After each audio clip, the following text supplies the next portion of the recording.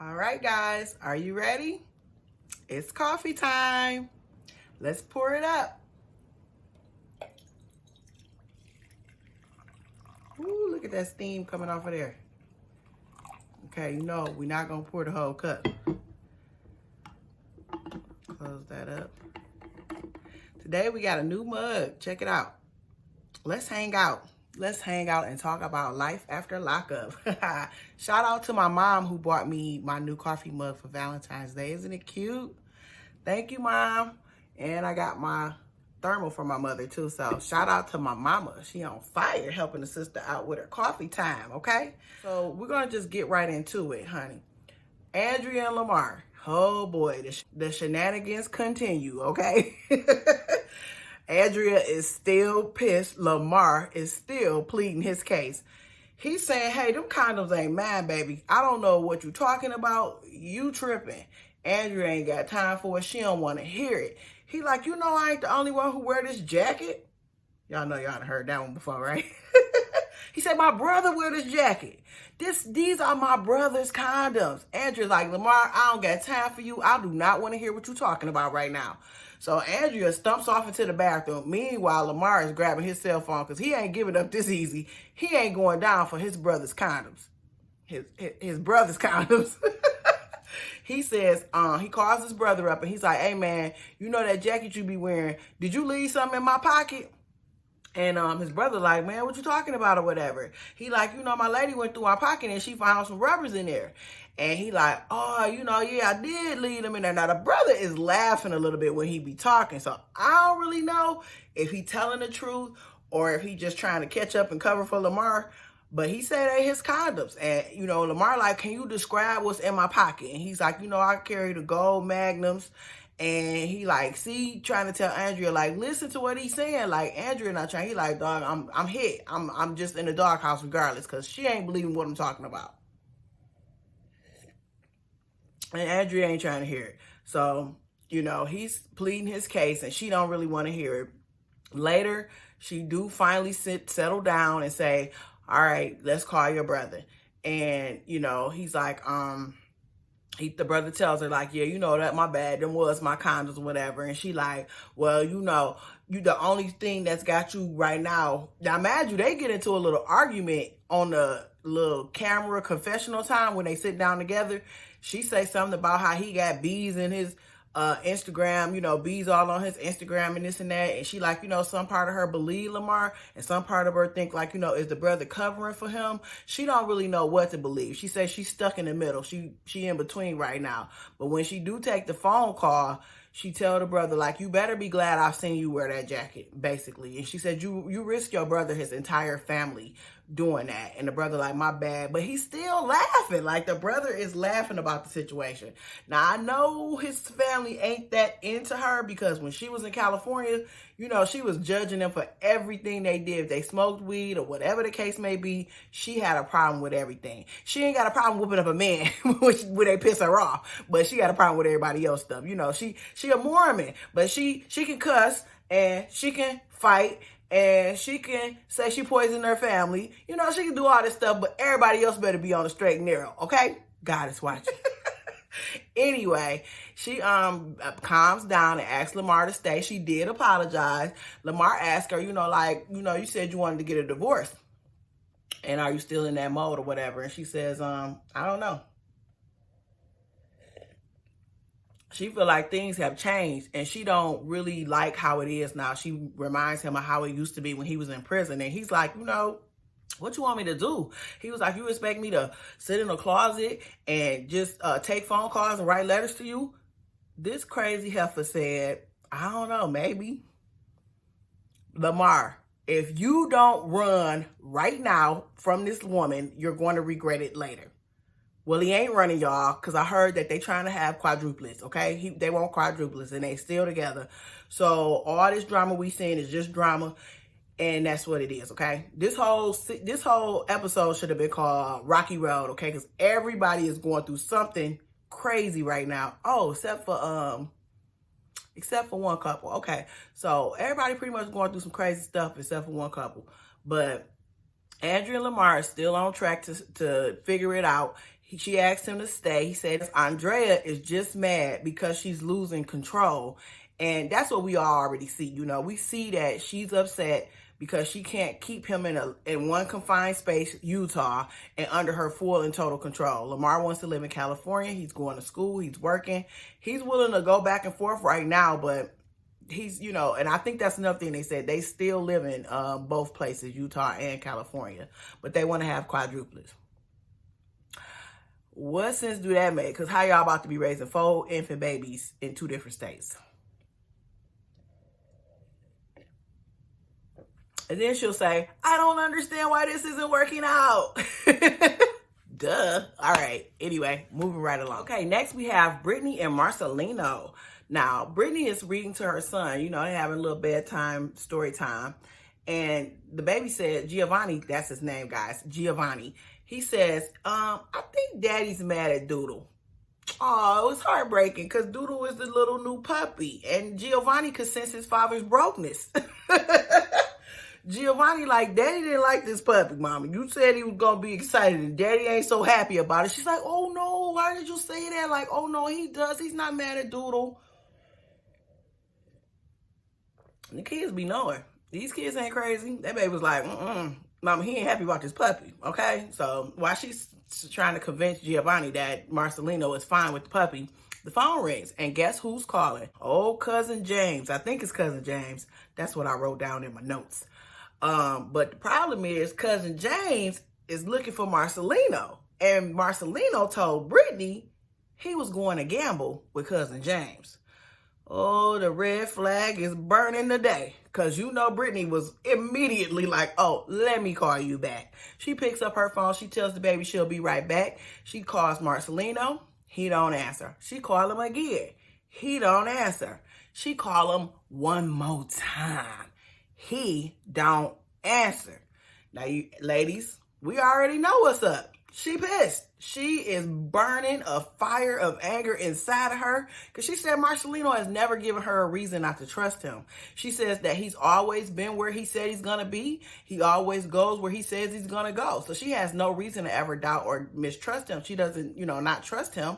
But this cousin calling has shook a nerve with her. She says this doesn't sound right. She want to get to the bottom of it. Meanwhile, we find out where Marcelino went. Like I told you guys, probably a poker teacher. That's exactly where he's at, with a poker coach. The poker coach is trying to teach Marcelino the game, but she's also trying to get Marcelino to wake up that he's not the greatest poker player in the world. She tells him, like, you know, you have some issues with telling the truth. And Marcelino, when she tells Marcelino that he sucks at poker, he gets offended. Well, I don't suck. Well, you losing, bruh. So maybe you do suck. He tells her how he's losing thousands of dollars a game and how he's also losing like the mortgage because he's using bill money that's, you know, money that's set aside for the bills to play poker. Marcelino is more of a gambling addict than a professional poker player. I feel like if you was just a professional poker player, you would have your own separate income and you would make money playing poker on the side. But you trying to do it in the everyday life and you struggling and you losing your mortgage money, bruh. That's a gambling addict. I feel like you got a problem, Marcelino. I like you. I feel like you like Brittany, and I feel like you're trying to be a good father and everything. But you might want to look into your situation on your gambling addiction. I'm just saying. So, yeah, the lady basically just breaking down the game and telling him that she could teach him how he's messing up or where he's messing up, but she can't make him the greatest poker player in the world. And Marcelino is like, you know, that's when he goes into how he tells little white lies when she asks him, you know, did you tell your wife that you're here? And she's just trying to get him to understand that if you're lying to your family and you're lying to yourself and you're lying during the game, you're just a liar and you're never going to be a great player because you don't even tell yourself the truth when you losing and why you losing that you effed up.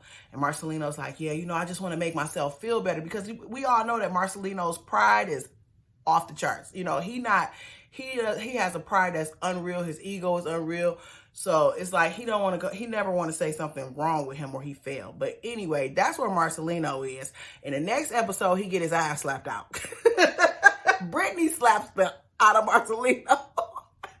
You don't lie to your wife, bruh. You don't lie. It's a lot of domestic violence going on. But I mean, these men, they better know these women. Women be getting away with it, you know, we do. So Marcelino got slapped, and we're gonna see what happened with that. Moving right along. All right, y'all. Here we go. Lacey and Shane and John. Lacey meets up at the pier to talk to her dad. He has the kids. They're going fishing. They tell the kids to go and, watch the fishing pole, and they have a little chit chat. Lacey tells her dad, I met up with somebody that you don't like. The daddy like, who? Sean. The daddy like, that asshole? The father does not have any time or any kind of love for Mr. John. He hates his guts. He don't like John just as much as Tina didn't like Cheryl, okay? The father tells Lacey, why are you talking to him? He's a drug addict. And she's like, oh, because I found out that he got out and his dad and mom paid for him to go to rehab. And the father's like, what does that have to do with you? Like, just leave him alone. And she's like, well, Shane cheated on me before we got married. So the father like, oh, because the father liked Shane. And he like, well, I'm going to have a talk with Shane. I'm going to get to the bottom of that.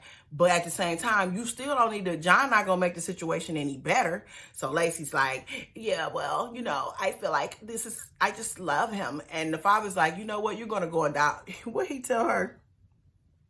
He told her, you're going to be going down heroin head lane by yourself. That daddy is not about no games, okay? He told Lacey, get your head out your ass and get your heart on them kids. Because she's like, the heart wants what the heart wants.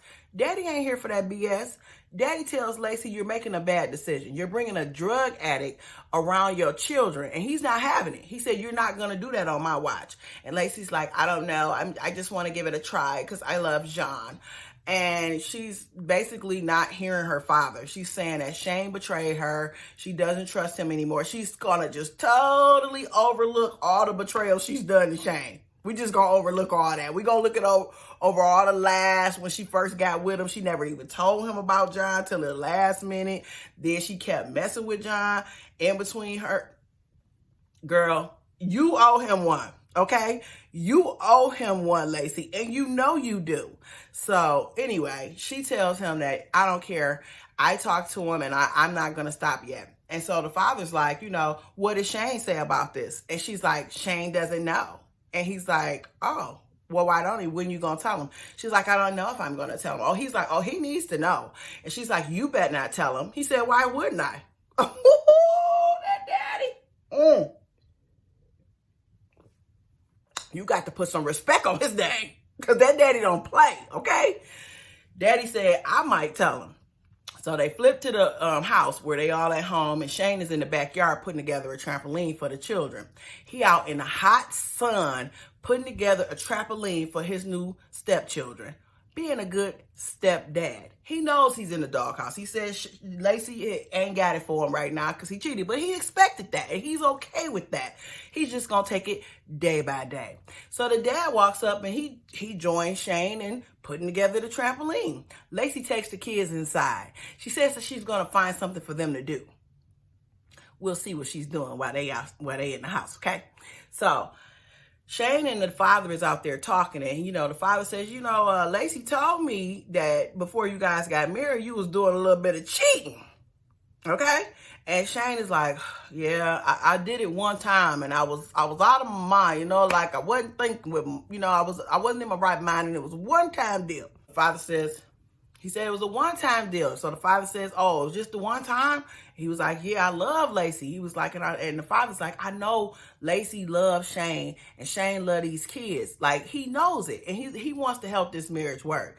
So the father is trying to drop some hints without telling Shane the whole story. So he's like, yeah, my daughter, when things like this come across her path, she makes very bad decisions. She gets a little out of control. And Shane like, yeah, she's always used to talking to these trash guys, and he's like, especially John. And Shane's like, yes, especially John. They on the same page. They both can't stand this damn John, and they want him to go, okay? So the father's like, well, is Lacey being honest with you? Wink, wink, blink, blink. about to try to tell him, like, bruh, she is on some stuff right now. But remember, Shane still think John is locked up, so he think he out the way. So he not even catching the clues the daddy trying to send him. So Shane is like, Lacey's been 100% honest with me. No, she not. She ain't never been 100% honest with nobody, not even herself. Come on now, John. I mean, what's his name? Come on now, Shane. You know that girl ain't never been 100% honest with you. And don't you see her daddy trying to give you the signal, the wink, the blink, and saying, my daughter don't act right? And, hey, man, is she really being honest with you? Wink, wink, blink, blink. He giving you all the signs. Shane don't see him. Meanwhile, in the house with the children set aside to play on their own because she didn't have nothing for them to do, Lacey's in her bedroom, laying up against her headboard. Who does she decide to FaceTime? While her husband is in the backyard sweating bullets, putting together a trampoline for their children, she decides to FaceTime Sean. Hey, Sean. He's like, hey, what's up? And she's like, take your shirt off. Oh, this girl don't play. She gangster. She's like, take your shirt off. What John do? He whipped that shirt right off. So they in the bedroom playing little naked games over FaceTime while Mr. Shane is outside burning his back up. Let's all say a little prayer for Shane. Moving right along. All right, guys, let's do this one real quick. They did a recap of Cheryl and Josh. We don't care. We don't really even care what's going on. But basically, Cheryl is back in Michigan. Boo. Her dad is happy that she's back and decided to leave Josh. She tells the dad, yeah, I felt myself completely fall out of love with him. I'm over it. I just had to get him out my system. He was like a bad fever that I just had to break. Whatever. She says she's happy to be back in Michigan near her babysitters. What do you mean babysitters? You mean the parents of your children? Because you ain't raising them. You've been chasing Josh for the past couple years. Anyway, they go on to check on Josh. He said he got promoted. He said once he get a chance, he gonna find him a little place and he gonna get his tether taken off. He's still gonna have a curfew. He thought that was gonna just be his full free ride and he could do what he want when they take the tether off. But he found out they wasn't buying that. You ain't about to be out here robbing banks again. You gonna sit your butt in the house at 7 o'clock or 6 o'clock before that sun go down. You going to work and you going home. That's what they got for him. But that was pretty much it with them. They just wrapping it up and saying that these two people are moving on with their lives. Cheryl makes the comment that she's going to be finding her another inmate. So we won't be surprised when she back on the show next season. Okay? All right. Moving right along. All right, guys. Angela and Tony. Oh, this the couple that didn't have no drama this time. Angela and Tony. So they show Tony building something. He working hard, girl. He's sweating in the Mississippi heat. He beating and slamming down what they call them? What's that? Platforms? No, pallets. He got a couple pallets. He put a little floorboard on them, make a little floor, hang up some Christmas lights, and he's made a romantic getaway in the backyard for him and Angela. Angela comes home from work. What's going on, Tony? He says, let me tell you something, baby. Put a blindfold on her, walks her in the house, and he say, I got a surprise for you. She say, oh, I don't know if I can trust you, Tony. You want me to be submissive to you? Ooh, she can't wait to be submissive to Tony, honey. She love that Tony. She love his dirty draws. So she tells Tony, like, I don't know if I can do it. But Tony like, girl, you better get in this house and put this dress on and I'm giving you. Now, they got these cigarettes just burning in their hands. It's the most disgusting look. I'm sorry. I apologize if you smoke. But don't smoke in your house, please. Just put it outside. Leave it outside on the porch or the back porch or the patio.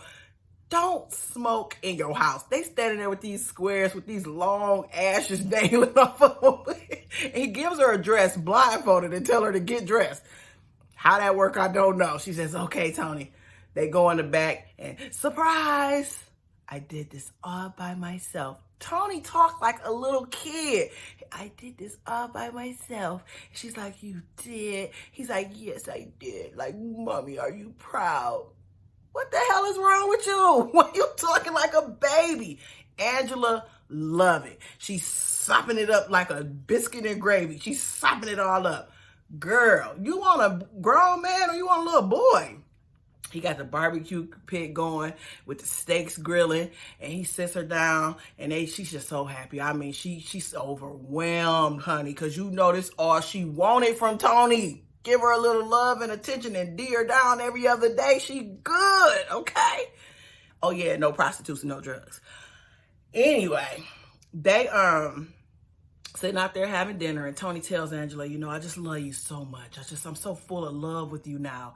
And I just want us to get married as soon as possible. And Angela say, oh, Tony, you know, I feel so good. This makes everything get better. She's telling us that she's everything is gone in the past is gone. The love is real. All because he hung some Christmas lights in the tree, girl, and put a couple pallets down in the backyard. It fixed it all. She says, well, if you're serious, Tony, we gotta get on it, and we got work to do. And he says, no problem. Tony says he wants his freedom back, so he want to get married as soon as possible, hoping that Angela will be willing to give him back some of his freedom so he can go and cheat with prostitutes and be locked in a marriage so she can't just kick his butt out. Thought about it? Yeah, I thought about what you was up to, Tony. You trying to make sure you can't get kicked up out that house so easily because the husband got rights, right? So they eat their steak dinner. She tell him, oh, when she first told him, she say, yeah, I want to go ahead and do that with you, Tony. Go ahead and check on the steaks before they burn. Yes, ma'am. Yes, ma'am. He run check on their little steaks. They start eating. So they ended up going like to a little bridal store or whatever. And they walk in and the ladies are talking to them and they're like, you know, what is the budget? And Angela's like, there is no budget. We want a beach wedding. And the ladies are like, okay. And then she says, and I'm paying for it all. And the ladies is looking like, okay. Girl, what is you proud of that for? And I'm paying for it all. Why are you proud that you paying for your own wedding? That your husband cannot foot the bill and pay you any, girl? I can't and I ain't. But they getting married and Tony gives his input and Angela is so proud when Tony says what he likes and what he wants Angela to pay for their wedding. But that was that for them. Moving right along. Next week, they're going to show like that guy Tommy who loves Angela too, kind of, you know, check Tony and let him know, I will make sure I got my eye on you. You better not do nothing to hurt her. And Tony says, have you killed before? So dumb. But that's next week. We'll see what happens. All right, y'all. Crack land survives again. Clint and Tracie, or should I say meth led? Look, wait. Say no to drugs. That's my message before I say anything about this next couple. Say no to drugs. Clint and Tracie. Okay, so Clint still at home on the phone with Tracie. His goddess, who he said you could only have one of in a lifetime, and that's his. Mind you, these two people are parents, people. They both have children, okay? They both have a kid or one or two kids. They got kids out in these streets, okay? Tracie on the phone. You still want me to go to rehab? Clint, I don't want you to if you don't want to. I want you to go to rehab. I want you to want it for yourself. I don't want to go to rehab. Clint, just give me what I want. I'm going to send such and such over. She going to come pick up the dope. You know it's in a drawer near the bed. Clint, I didn't think you even had the dope here. I thought you always kept it with you. She can't, I don't want that stuff in my house. You know, when I'm on camera, I don't want that stuff in my house when I'm on the camera, but when we here together behind closed doors, it's okay. He tells her, I don't want that in my house. Clint, Tracie says she calls him a son of a bee or something, and he throws the phone down. I can't do it no more. He run in the house. He grabbed what looks like it could possibly be meth. People are calling it crack, but I have watched enough police documentaries to know that wasn't crack. That was some crystally looking stuff, and I believe it's meth or heroin or something like that. And he takes it. He takes a little packet. He gives us a little, hey, this is what it looked like, just in case y'all wonder. What the hell? He shows us illegal drugs on national television, and he flushes them down the toilet. Meanwhile, the cat is watching and wondering, what the hell kind of life am I living in here? Thank God the cat didn't find it and try to lick it. Would have killed him instantly. Yeah, so Clint flushes it down the toilet and he calls his mama. Mama, I'm so heartbroken. I just flushed down drugs down my toilet. Clint, what you talking about? Tracie had drugs in the house. He makes a comment like, I thought she used it like a credit card. She never leaves home without it. This time she didn't and left it at my house. The mama like, that girl's no good for you, Clint. You need to leave her. You need to let it go. He's like, I know, mama, but she just made me so happy. She said, when was it ever happy? He was like, in the beginning. She was like, in the beginning when she stole your car and all your money? The mama was relentless, okay? He was like, no, but before that. She said, you mean when she was in prison and you hadn't met her yet? And he was like, yeah, I guess so. His mom basically tells him, you ain't never been happy with this lady. You ain't never been happy. Only time you happy for real, she ain't say this, but what we know is when y'all screwing and getting high together. But when she leave to go get high by herself with her friends, that's when you miserable. You not so miserable when y'all together. Only when she leave you to get high with other people. He's still sweating. He still look like he on something too. But all we focusing on is Tracie. Now, mind you, Tracie still got the car and the dog. We don't know if she ever coming back, but she was sending somebody else over there to get them drugs. So Clint tells his mom he's scared to be at the house. And she says, well, come on over here. Okay, I will. So she lets him in. She tells him, come on over here. He's like, okay, I will. So he's excited to get on home and he's going to go stay with his mom overnight. Clint, you ain't that scared, but for whatever reason, he's leaving. Tracie's probably going to break in the house and steal everything. Moving right along. Let me get my last re-up. I'm actually hot.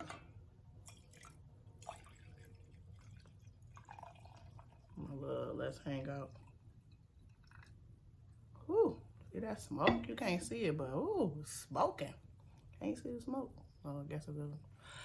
Anyway, all right, guys. Sarah, Michael, and not Megan, but Maria. You know what I find funny? Megan is the one that called this show and set this all up. And now she's not even in these scenes. They didn't cut her check. But Megan reached out to the show because she wanted to show people that how a relationship could be real, even with an inmate. Unbeknownst to her, she was dealing with a married inmate. But hey, the show must go on, right? So we pick up with Sarah and Michael still at the therapy session. Michael didn't leave. He did storm down the hall, but he came back and he sat down and he continued the conversation. He's still trying to figure out, what are y'all talking about? How did Sarah get custody? This is a mess. They like, oh, it's no big deal. And the therapist is like, it's temporary, Michael. She's like, just read the paperwork. And he's like, I ain't got no paperwork. I ain't never received no paperwork. So Sarah's trying to calm him down and they're trying to get him to understand. He's like, I can't believe you went and got all the custody of our children. And she's like, I only did it, Michael, to control you. She didn't say that, but she might as well have said it. The therapist is like, all it means is you can still visit the kids. It just means that they stay with her and you can visit, and they giving him the answer, but not, and Michael, he get it and he don't necessarily fight it, but he should have said, y'all think I'm stupid? She got all the power now, but he's like, all right, whatever. And she's like, I want you to see the kids. I want you to see the kids, Michael. It just means that I get to tell you when and where and how. I have total control. And that's what I wanted in the first place. Michael, like, he defeated. Michael was defeated. He was like, well, I guess we're going to go to court and we're going to figure it out from there. You got custody. It is what it is. He tapping out. Michael tapping out. Sarah won this round, baby. She won this round. They go out in the parking lot, you know, they leave. And Sarah's sitting on the parking lot ground with her legs crossed and crisscross applesauce, as the kids call it. And she's telling Michael, I'm not the enemy, Michael. I don't understand. Do you know why I go to therapy, Michael? Do you know why I go to therapy? Now, she said she's been going to therapy for years. And I want to say since she was younger, but now she's telling Michael she only go to therapy for him. Because Sarah, the victim of it all, is the master manipulator. But everybody don't see it, but I see it. I don't care what you say. I see it. Sarah tells Michael that she doesn't want them to have a problem. She wants everything to be okay. And she's like, where do we go from here? And she's telling him she's not his enemy. And he's like, I mean, you in control. I got to do what you say, and it is what it is. And she's like, I would never want us to not be cool. I want us to always get along. And she's like, we were best friends and we could be that again. We just maybe we should have never did any of this. You know, she's giving him the whole spiel. She's breaking him down. Michael is broken. It's all in his face. He's done. He fried, okay? His brain can't handle everything that just came out of him. She gave him a 1-2 gut punch. It was a TKO in the ring when she told him that she had full custody of those kids, because that's why he got married to her. That was his whole plan the whole time, was have access to his children because they were married. Well, now she's went down there and she's got custody of the kids and he don't know what to do.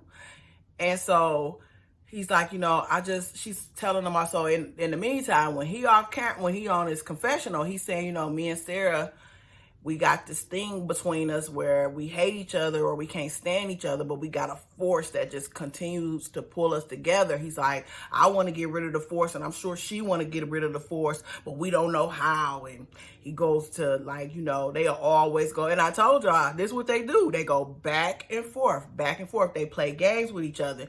And Michael knows that he got to drop the D down when she get the best of him. That's how he get the best of her.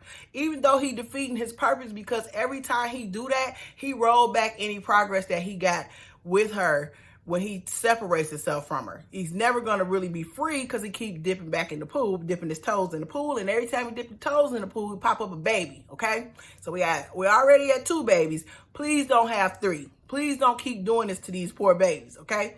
So he asked Sarah, you know, well, you know, can I just come see the kids tonight? And she's like, with who? And he's like, me, by myself. And she was like, where? And with me? And he's like, yeah. And she's just like, it worked. She's so happy. Well, of course you can. I have no problem with that, Michael. You can come to my house and be with our daughters, with me and our daughter. It centers around Sarah. I've been saying it. It ain't never been about them kids. Them kids is a tool for her. I ain't saying she don't love her kids. I ain't saying she don't want them to be around Michael. But the whole point is for Michael to be with Sarah, okay? Let's all say it together. Sarah wants Michael. Can you accept it now? I see everybody on Twitter and Reddit. Oh, I can't believe it. I fought for you. Well, I don't know why. Where y'all from? Like, y'all don't see this every day. I've seen this for years with different couples. I don't understand. Like, this was clear as hell from season 1. Whatever. So Michael makes a comment, you know, before he goes over there when he's off camera. He's like, when he's on the confessional, and he's like, you know, Sarah knows I'm a good dad because she wouldn't be fighting so hard to be with me. He was like, she want me, and if I want her, I can get her back quick. He make this comment before they show him ask, can he come over there? Because he already know what he got to do. He got to put it down on her. What she's begging for is sexual attention. She need a hug. She need a kiss. She need a rub down. She need that D. She want D. She want him to give it to her and give it to her good, okay? And that's what he got to do. You want to come around these kids? You want to be in our life? You got to give me the D. You can't just be giving it to Maria and Megan them. You got to give it to me too. So he going on over there. And while he there, the baby say, Daddy, can you spend the night with me and sleep in my bed? And he's like, yeah, I can sleep in your bed. He's just like, I haven't woke up to my daughters in so long. I missed, you know, that moment of waking up and seeing my daughters. So he goes out on the porch and walks in front of the house, and he calls Maria. And he's like, you know, Sarah leaving, and I'm going to stay at the house with the kids for a couple hours. Now, Maria's sitting in the hotel room with her tattooed wedding ring, Michael's name, because they got each other's name tattooed on their ring finger. And she's like, I totally trust Michael. And she's like, oh, okay, that's fine. He's like, I just wanted to let you know, whatever. And it'll be a few hours and I'll be home. And I love you. She's like, all right, love you too. He hangs up, and she's telling the camera people, you know, I totally trust him. We are good. I know everything. I'm not worried about Sarah in the least bit. We are definitely, I mean, she's smiling and everything while Michael lying to you. just like he lied to Megan, just like he lied to Sarah, and probably a host of other women that we haven't met yet. Michael goes in the house and he's hanging out with the kids. He's put the little baby girl, he playing with Rain and playing with Aviana. Aviana showing Michael she know how to write her name. And it's a good, beautiful family moment. Sarah's on the couch and she's just smiling.